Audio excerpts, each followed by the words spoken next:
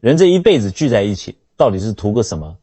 我告诉诸位，无非就为了这4件事：讨债、还债、报恩、报怨。尤其是家里的那几口人，你躲都躲不掉。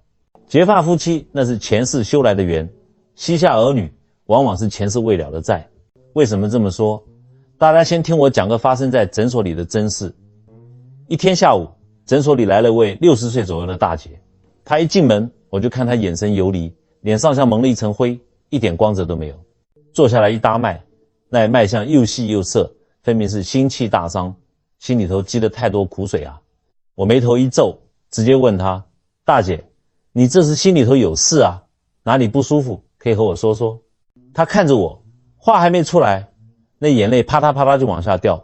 那一瞬间，我心里是真难受。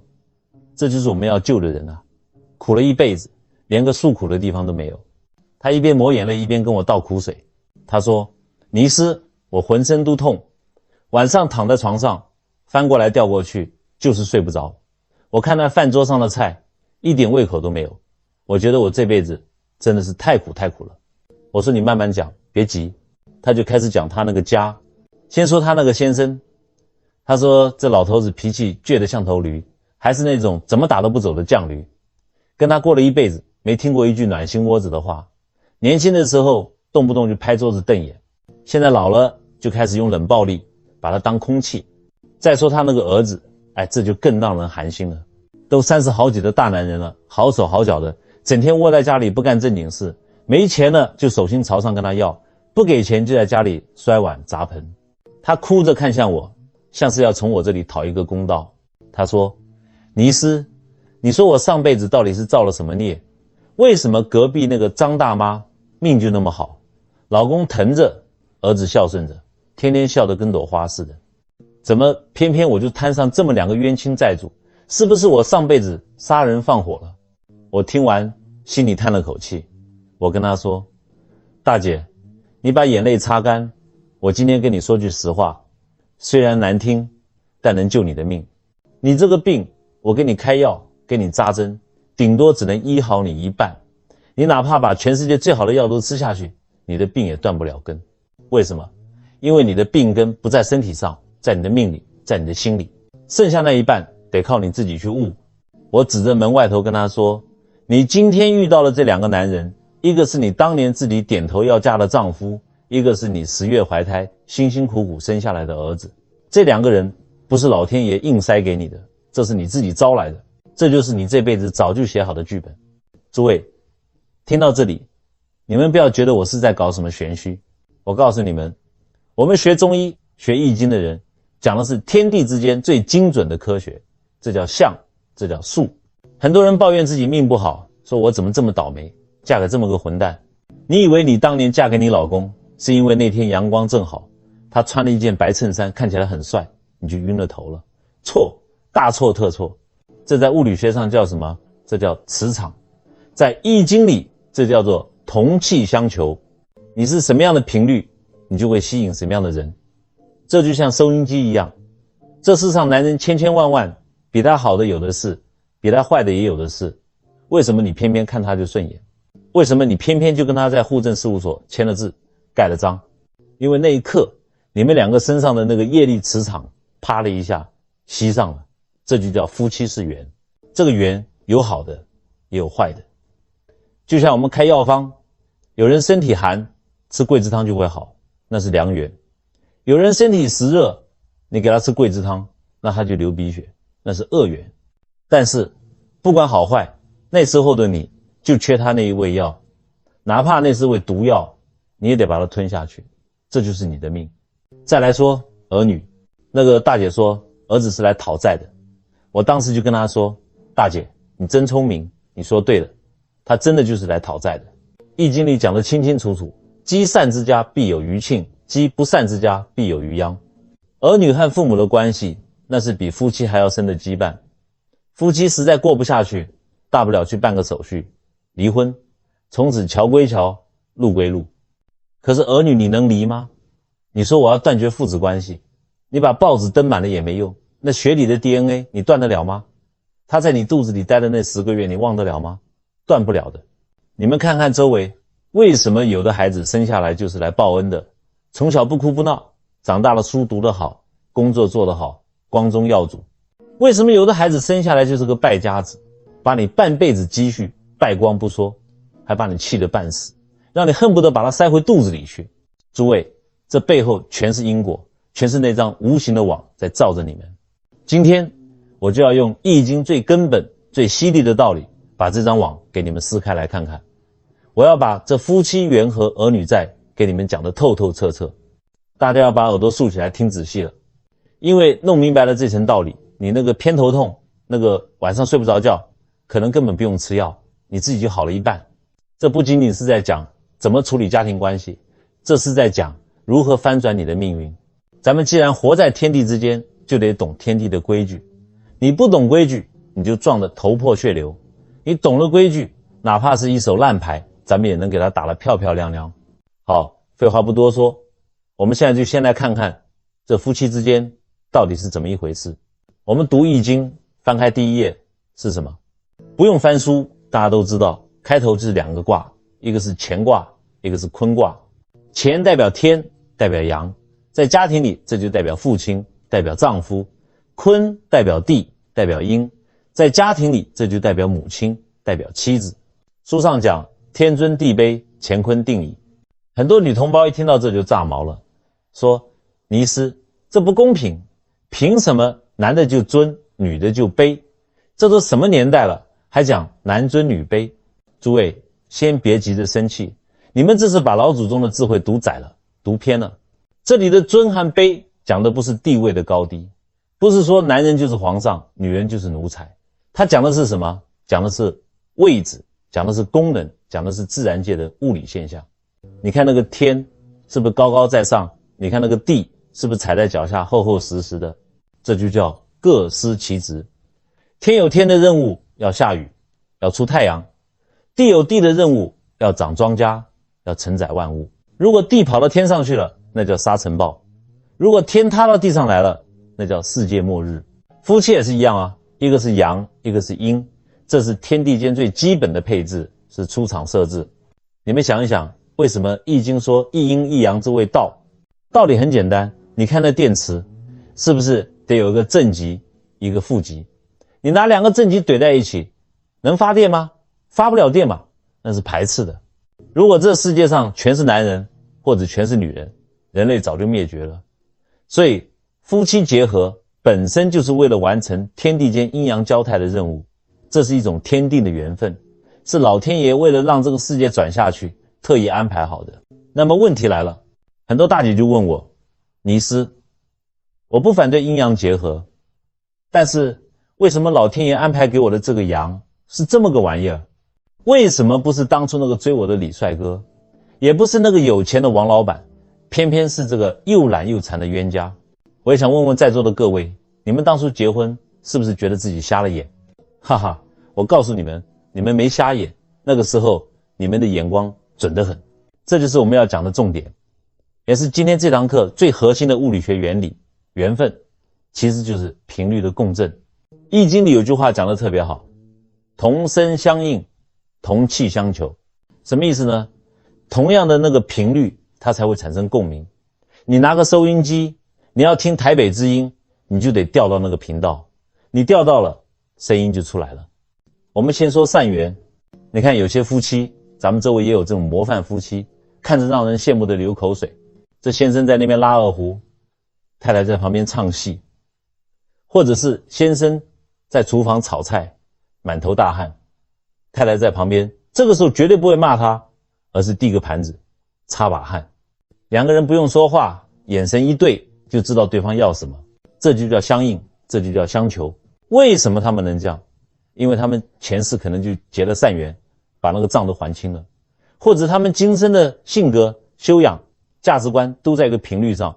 这种夫妻在一起是互相滋养的，就像易经里的太卦，地天泰，天在下，地在上，阴阳之气相交，万物通畅。和这种人过日子，你会觉得越活越年轻，越活越有劲，连脸上的皱纹都长得慢。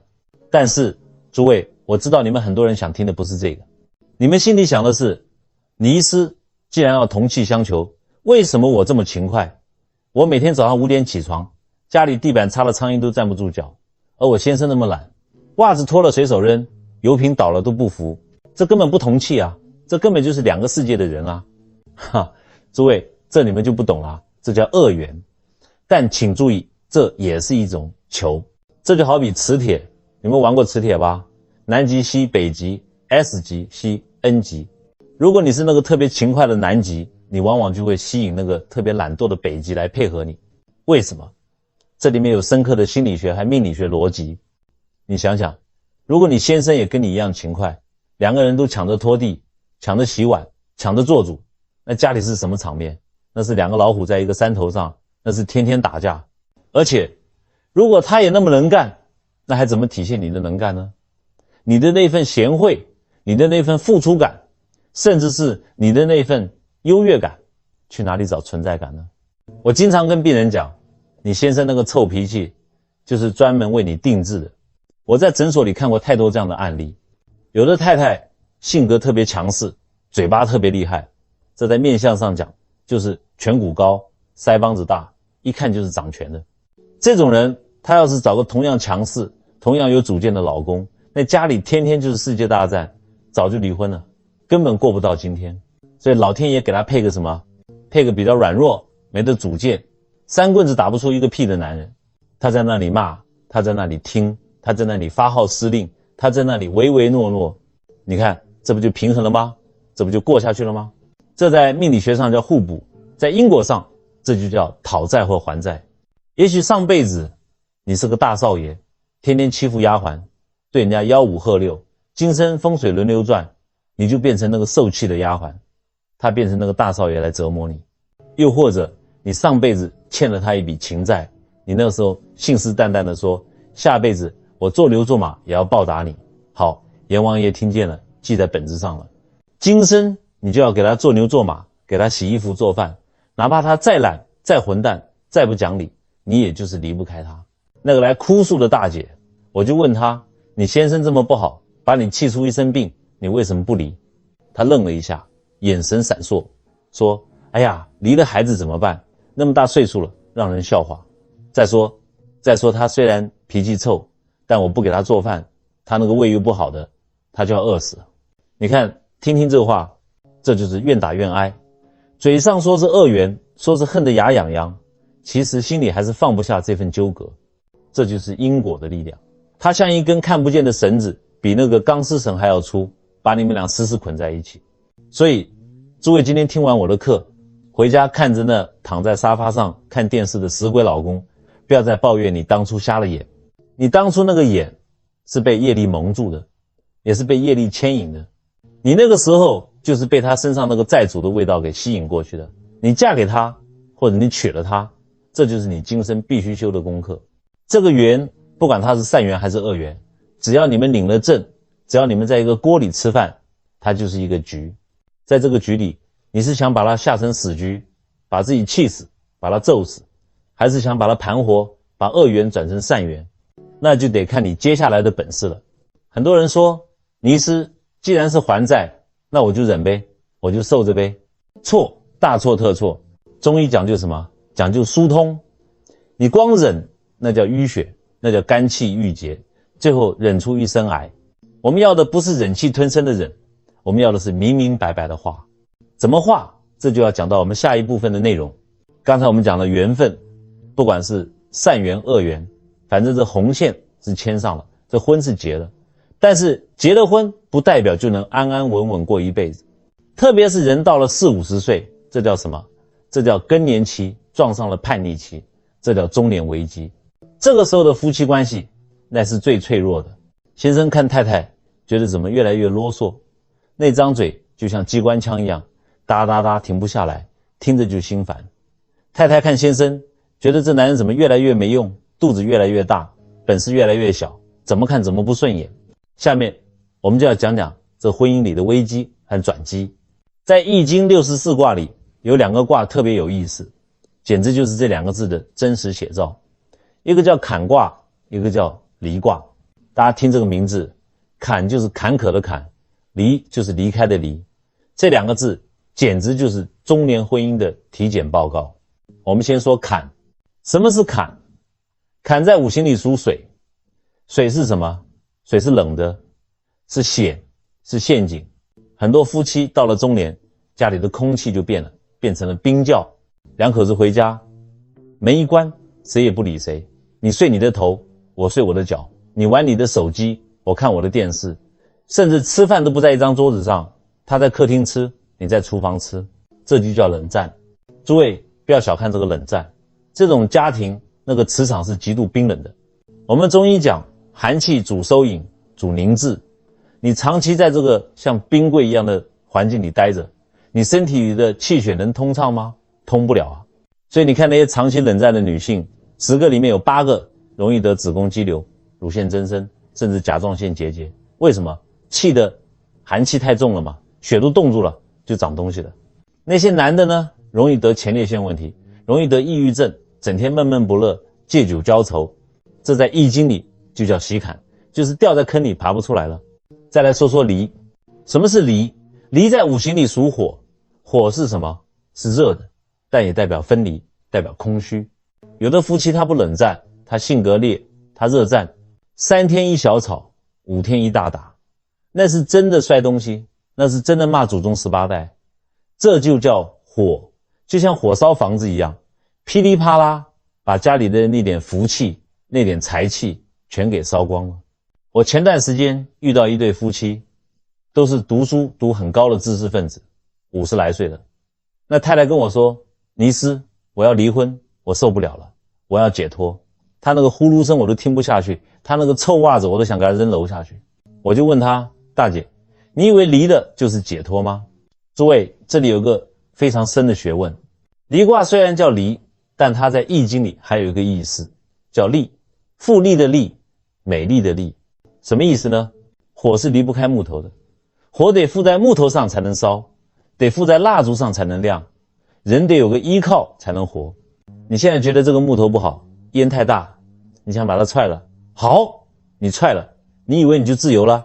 错，你只是把这段因果强行掐断了，那个债没还完，那个功课没做完，他会怎么办？他会换一种方式来找你，或者是你下一段感情遇到个更渣的，或者是你的身体突然垮了，或者是你的儿女突然出事了。因为能量是守恒的，你欠的那个账连本带利，早晚得还。那么面对这种想离离不掉，想过不好的日子，到底该怎么办？我有2剂药专门治这个病，这2剂药比我开的任何中药都管用。第一剂药阴阳归位，现在的社会阴阳颠倒的太厉害了。我在诊所里看病，10对夫妻里有8对是女强男弱，那个太太嗓门大，主意正，家里大事小情全是她说了算，买房买车是她定，孩子上学是她管，先生穿什么衣服是她买，她在家里就像个总司令，像个机关枪一样突突突不停。那个先生呢，唯唯诺诺，跟在后面提包，或者干脆躲出去喝酒打牌，不回家。在易经里，这叫阴沉阳位。坤卦本来应该厚德载物，是柔顺的，是包容的。乾卦本来应该自强不息，是刚健的，是领头的。现在反过来了，地跑到了天上，天塌到了地下，这叫什么？这叫天地否，这是个坏卦，是否极泰来的那个否，就是堵塞不通的意思。我就跟那个想离婚的女众讲，你总是抱怨你先生窝囊，没本事，不顾家。我告诉你，你先生为什么越来越窝囊？是你把他骂窝囊的，是你把他管窝囊的。你太强了，你的火太旺了，把他的阳气都吸干了，烧没了。他在这个家里找不到一点尊严，找不到一点存在感。他能不躲吗？他能不捏吗？你想让他有担当，你想让他像个男人，你就得先学会示弱。女人要像水，老子道德经里讲，上善若水，水是自柔的，但水能穿石啊。你在这个家要多用柔劲，少用刚劲，不要什么事都争个输赢。你让他赢一次又怎么样？你退一步，给他个台阶下，夸他2句，他才能进一步。这就是阴阳平衡的道理。你把那个地的位置站稳了，他那个天自然就撑起来了。第2剂药和而不同。很多人觉得夫妻就得思想一致，三观一致，兴趣一致。那个大姐跟我抱怨，尼斯，我说东，他说西，我说咸，他说淡，我说要存钱，他说要享受，这日子没法过，根本聊不到一块去。我就笑，大姐，你看那个禾字怎么写？左边一个禾苗的禾，右边一个口，什么意思？大家都有饭吃，都能开口说话，这就叫和。他没说大家都要吃一样的饭，没说大家都要说一样的话。易经告诉我们要和而不同，你是风，他是雨，风雨交加才能滋养大地。如果两个都是风，那就是狂风，要把房子掀了；如果两个都是雨，那就是暴雨，要发洪水了。他喜欢吃咸的，你给他多放点盐嘛，又不费你多少钱。他喜欢安静，你就让他一个人在书房待会儿嘛，你去找你的姐妹跳舞嘛，不要试图去改变对方。我看过太多失败的婚姻，都是因为一方拼命想把另一方改造成自己想要的样子。你怎么就不能像隔壁老王那样？你怎么就不能改改你那个臭毛病？诸位，改造别人是神做的事，你是个凡人，你省省力气吧。婚姻到了最后，不是看谁战胜了谁，不是看谁更有道理。家不是讲理的地方，家是讲情的地方。婚姻是看谁能包容谁。你看着他那个臭毛病，看着他把袜子扔在沙发上，你心里想，哎呀，这也就是我能忍他，也就是我有这个修行，换个别人早把他踹了。看来我真是太伟大了，我是菩萨心肠。你看，你这么一想，心里是不是就舒服多了？这就是智慧，这就叫转念。这坎和你能不能过得去，全看你能不能守住这个中庸之道，既不冷得像冰，也不热得像火，保持那个温温吞吞的度，像咱们台湾人喝的那个温开水一样，不烫嘴也不冰牙，这才是长久夫妻的真谛。好了，夫妻这本经念完了，我们现在要来念一本更难念的经。这本经能把人念的白头发一把一把剃掉，能把人念的半夜坐起来捶胸顿足，这就是儿女。我诊所里经常来一些什么样的病人？10几岁的国中生、高中生，甚至20几岁的大学生，来看什么？看失眠，看胃痛，看头晕，甚至有的女孩子年纪轻轻就闭经，有的男孩子那一头发掉的比我还少。你们看看，这是年轻人的身体吗？这简直就是70、80岁老头老太太的身体。再看看跟在旁边的父母，哎呦，那个脸上的表情全是焦急，全是恐慌。一进来就拉着我的手，尼斯，你快给他看看，他下个月就要大考了，他还要考研究所呢，他还要考公职呢，这一病怎么得了？这书还怎么读？我一摸那个孩子的脉，那脉弦得像那拉紧的二胡弦，绷得紧紧的，好像只要再加一根稻草，那个弦啪的一下就要断了。我就把那些父母请出去，我说，你们去外面喝杯茶，我和孩子单独聊聊。父母一走，门一关，我问那孩子，你现在心里最想干什么？你们猜那孩子说什么？10个里面有9个眼泪哗就下来了。那个哭啊，是压抑了很久的哭。有的跟我说，尼斯，我想睡觉，我想睡3天3夜。有的跟我说，我想画画，我想搞摄影，我想去卖咖啡，但我爸妈非逼我考医学院，说当医生稳定，说当公务员有面子。诸位，这就叫牛不喝水强按头。在易经里讲教育有一个卦叫蒙卦，蒙以养正，是说启蒙要走正道。但是针对现在这些大孩子的教育，有一个卦更重要，叫随卦。泽雷随，随是什么意思？是顺应，是跟随，是哪怕你心里不愿意，你也得跟着那个形势走。天地万物各有其性，你生了个儿子，他明明是只鸭子，他的脚掌就是有谱的，他在水里游得特别欢，抓鱼抓得特别快。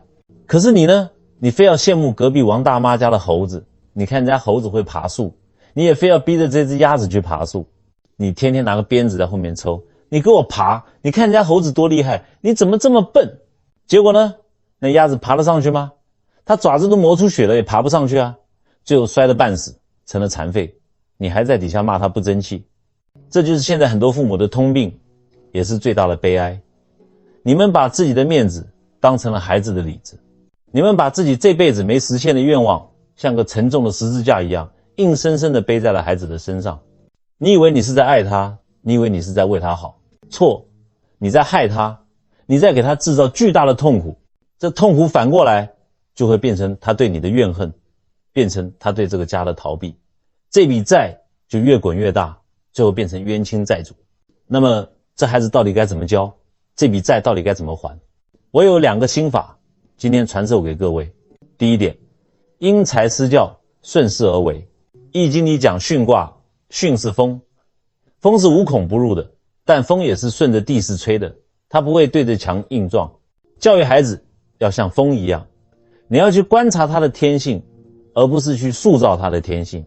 我看过一个非常经典的案例，有个父亲是大学教授，书香门第，结果生了个儿子，读书死活不行，数学考10几分，英文只会写26个字母。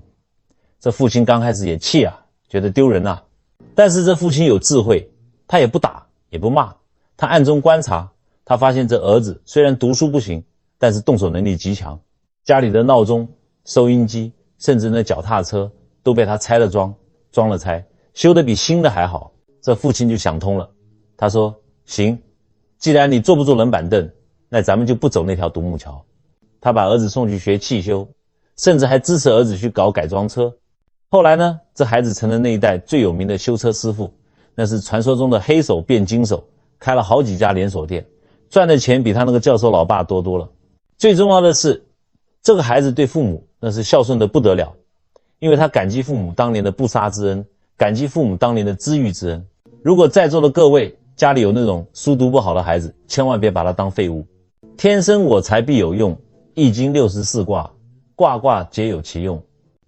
有的孩子是乾卦性格，刚强，适合出去闯，适合做生意。有的孩子是坤卦性格，柔顺，适合做服务，做后勤，做护理。你顺着他的毛摸，他就是来报恩的；你逆着他的毛搓，他就是来讨债的。第二点，学会放手，懂得退避的智慧。很多父母，特别是做母亲的，最大的毛病就是不知道什么时候该退场。孩子都30了，你还要管他几点睡觉；孩子都结婚了，你还要管人家2口子买什么牌子的牙膏，还要管人家媳妇几点起床。你这不是爱，你这是控制欲。过度的控制就是在制造恶缘。我经常劝那些老人家，儿孙自有儿孙福，莫为儿孙做马牛。你把孩子拴在裤腰带上，他永远长不大，他长不大，遇到事情就只会回来啃你，怨你。真正的爱是得体的退出。孩子成年了，就像小鸟，翅膀硬了，你让他飞，他飞高了；你给他鼓掌，他摔下来了；你给他把伤口包扎好，给他煮碗热汤，但绝不要说，你看我早说了不让你飞吧，活该。你要说没事，歇好了再飞，这才是化解儿女债的最高境界。当你不再试图控制他的时候，那个对抗的磁场就消失了。你会发现这孩子反而愿意跟你说话了，反而愿意回家了。为什么？因为家里没有了压迫感，家重新变成了温暖的避风港，变成了易经里的家人卦。诸位，养孩子就像放风筝，线在你手里，但风在天上，你要懂得收放自如。线拉得太紧，那是你控制欲太强，崩断了，那就是生离死别。孩子离家出走，再也不回来。线放得太松，不管不顾，飞跑了，那是缘分浅薄。只有那个度把握好了，顺着风势，松一松，紧一紧，这风筝才能飞得又高又稳，而且那根线永远连在你的心上。好了，夫妻也讲了，儿女也讲了，好了，前面的避阴找了，脉也切了。如果你现在听了一身冷汗，心里想完了，尼斯，那我家里现在已经是一地鸡毛了。夫妻冷战好几年，孩子见了我就像见鬼一样，这日子是不是没法过了？这死局还能不能破？我告诉你们，有救，只要你还有一口气在，只要你这颗心还能跳，这个局就能破。这就是我们要讲的终极心法，起死回生的转运法。易经里有个成语叫否极泰来，坏到了极点，好，运气就要来了，但是他不会自己长腿跑来，你得把他招来。很多人问尼师，你看我那个房子是不是大门朝向不对，是不是床头摆错了，所以我家里才这么多灾多难。我告诉你们，风水确实有影响，但那只是外缘，那是皮毛，真正的内核真正的那个能扭转乾坤的风水眼在哪里？在你的嘴上，在你的心上。要想把那本烂账还清，把冤家变成亲家，我有3把钥匙给你们，拿着这3把钥匙，你就是你们家的风水大师。第一把钥匙，管住你的嘴，这就是最好的风水。我在看诊的时候发现一个惊人的规律，那些家庭不和睦、浑身是病的老太太，10个里面有9个都有一个共同的毛病。什么毛病？嘴碎，爱碎念，嘴巴一刻都停不下来，全是抱怨，全是负能量。你怎么又不洗脚就上床？你怎么又乱花钱？你看谁家那小谁多有出息？你看看你烂泥扶不上墙。诸位，这叫什么？这在风水上叫生煞。你每天在家里释放这种高频率的尖锐的负能量声波，就像拿着把小刀子一刀一刀在削家里的福气，在割家人的肉啊。你以为你是为了他们好，你以为你这是刀子嘴豆腐心，错，只有刀子嘴，没有豆腐心。你的心如果是豆腐做的，你就舍不得用刀子去戳他们。易经讲对卦，对为泽，为口，但也为月。嘴巴是用来让人高兴的，是用来滋养人的，不是用来伤人的。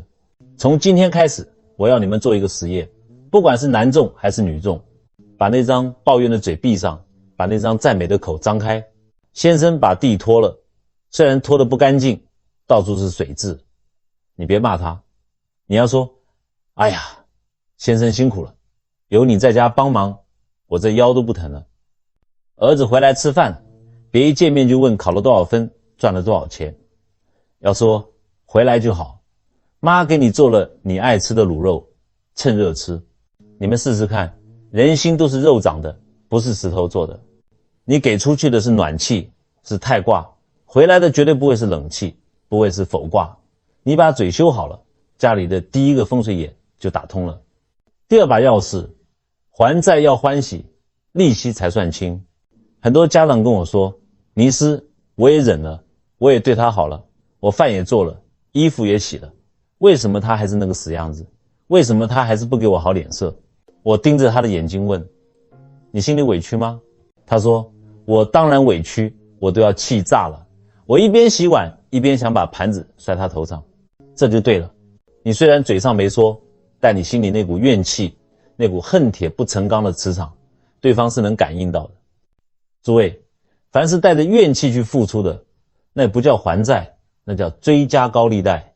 你一边做饭一边骂，那饭里都是毒；你一边洗衣服一边恨，那衣服穿在身上都扎人。佛家讲欢喜受，既然我们刚开始就讲明白了，这孩子是来讨债的，这先生是前世欠下的，既然躲不掉，那咱就大大方方的还。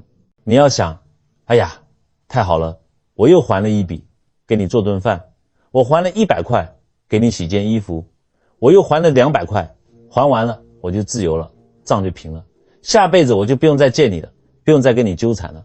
大家听懂了吗？这是转念的功夫，这是大智慧。当你用一种欢喜心、还债心去面对家里的矛盾时，你心里的那个结就开了。你心开了，你的磁场就变了。对方那个讨债的力气打过来，就像打在棉花上，没声音了，没反弹了。慢慢的，他也觉得没意思了，那个业力也就消散了。这就叫无债一身轻。第3把钥匙，积善之家必有余庆。这一条是改命的根本。如果你们家现在实在太倒霉，做什么都不顺，孩子也不听话，身体也不好，到处碰壁，那我直截了当的告诉你，你们家那个德行的存折透支了，余额不足了。易经坤卦的文言传讲的最清楚，积善之家必有余庆，积不善之家必有余殃。你想给孩子留什么？留钱他可能会败光，甚至为了钱跟你反目成仇。留房子可能会被拍卖，可能会引起兄弟阋墙。最好的留法是给孩子留阴德，你去帮助别人，你去修桥铺路，你去布施医药，你去安慰那些比你更苦的人。这些善行就像往银行里存黄金一样，会形成一股巨大的正向能量场。这股能量会像护身符一样护佑着你的子孙后代。我看过很多大家族几百年不衰，为什么？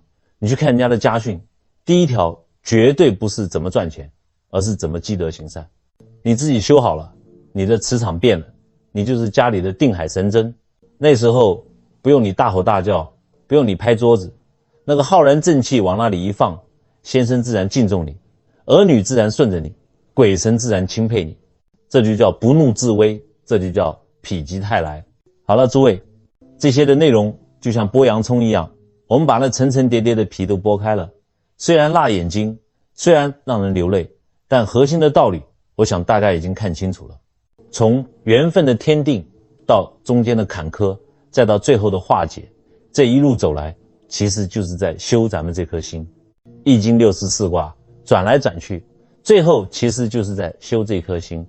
你心若向善，你住在这个茅草棚里，这里就是福地，就是太卦。你心若恶毒，心怀怨恨，天天算计枕边人，天天诅咒不孝子，哪怕你住在皇宫里，睡在龙床上，那里也是凶宅，也是否卦。为什么说夫妻是缘，儿女是债？这8个字不是让你认命，不是让你悲观，它是老天爷给你设的一个道场。你的伴侣就是跟你一起修行的道友，他用他的脾气，他的缺点来磨练你的包容，磨练你的耐心。你的儿女就是你的考官，他用他的叛逆，他的索取来考验你的智慧，考验你能不能放下那个我字。如果你能转过这个念头，你会发现原来那个气死人的先生是来成就你的忍辱的，原来那个败家的儿子是来帮你消掉前世业障的。当你用一种利他的心，用一种慈悲的心去看待家里这一切的时候，那个所谓的债瞬间就变成了恩。所以我常说，最好的风水是人心，最好的改运是积德。把心修平了，家里的坎坎坷坷自然就平了，把德积厚了，儿女的福报自然就来了。这才是我们学易经学中医的终极目的，不但要医身，更要医心。诸位，今天的课就上到这里。最后我有一个作业，易经讲言灵。语言是有力量的，文字是有能量的，特别是在这样一个讲究因果的场域里，大家的念头汇聚在一起，会形成一个巨大的正向磁场。如果你听懂了我今天的话，如果你想化解家里的这本难念的经，我请你评论区发一个善愿。你可以写下愿家含万事兴，你可以说我不抱怨了，我愿善待我的缘分。或者你可以为你的儿女默默祈祷，愿我的孩子平安顺遂，智慧增长。你发出的每一个善念都是在向宇宙下订单，都是在给你们家的风水局里打入一道金光。愿诸位眼中有光，心中有爱，夫妻缘聚，儿女在的，否极泰来，家家圆满。我们下期再会。